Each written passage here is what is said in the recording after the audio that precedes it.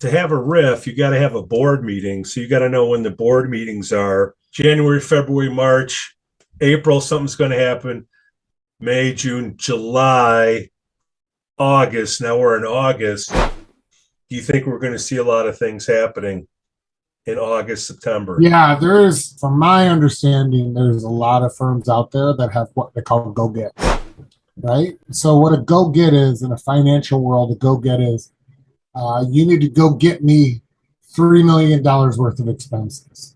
So what a finance team initially does is they identify how many people.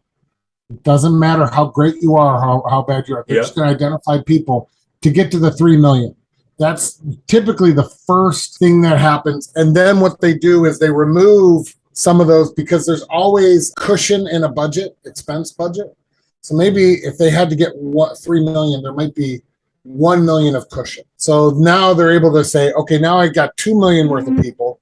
Then what they do is they go through and audit every single contract that's out there and try to save as many people as possible. But at the end of the day, when you need to get expense, the crux of it is it's people. It's got to be people because that's the only thing that can be termed at any time, whereas some of these contracts you can't term. Give me some scenarios how it generally works. Does it happen after a board meeting and you get the phone call, everybody in? You got an all-night usually meeting? Yeah, sometimes it's usually your finance people and a handful of other people inside the company, and it's very tight-lipped. It has to be. I know it comes off a lot of times as being very cold, right? Yeah. When you have been there 5 years and you get cut, it's very cold. A lot of that has to do with HR and legal saying you have to read a script.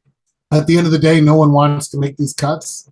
They're making those cuts. That's where it's like a business is geared to make a business. So what happens is usually the finance people are involved, then they're going through it, and things can change up until a day before the RIF. There might be certain people in play that they're trying to save and the executives are trying to save. There are also other legal things, depending on what state you are, able to save certain people because it might be easier for the company to digest laying off an entire department rather than laying off most of the department and keeping two. So state laws, different types of laws might come into play where you just have to cut entireties